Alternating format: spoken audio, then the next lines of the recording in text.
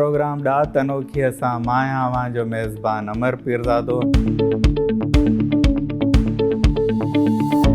तव्हां सहाफ़त खां पंहिंजो कैरियर स्टार्ट कयो। सहाफ़त त हादसाती तौर ते इख़्तियार कई। हाणे मां सम्झंदो आहियां त हाणे इहा मुंहिंजी फील्ड न आहे। छा था सम्झो जदीद सिंधी अदब अॼुकल्ह कीअं पियो लिखिजे, उन में कहिड़ा नवां ट्रेंड्स पिया अचनि? जेको समाज में वहे वापरे थो अदीब उनखे ई फोकस कंदो आहे। सारंगा त तव्हांखे ख़बर आहे न त उन ज़माने में निकितो जॾहिं सभिनी वॾनि रिसालनि जो ज़मानो गुज़री चुको।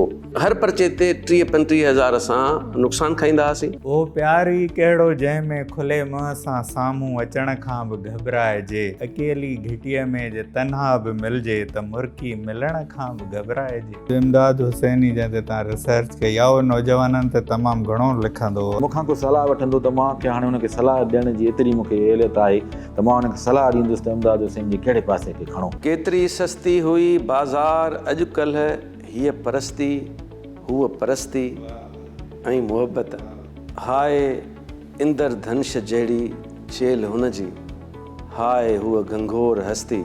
साहिब तव्हां PhD कई आहे सिंधी शाइरीअ में तरक़ी पसंद फ़िक्र ते। तरक़ी पसंद वारी जेका सोच आहे उहा साॻी आहे या उन में को फ़र्क़ु आयो आहे? या मां तरक़ी पसंद जेको फ़िक्र आहे उनजे बुनियादी ॻाल्हियुनि सां अॼु बि जीअं जो मुतफ़िक़ आहियां। तरक़ी पसंदनि जो जेको बुनियादी लेंस हो ॾिसण जो उहो तबक़ाती हो।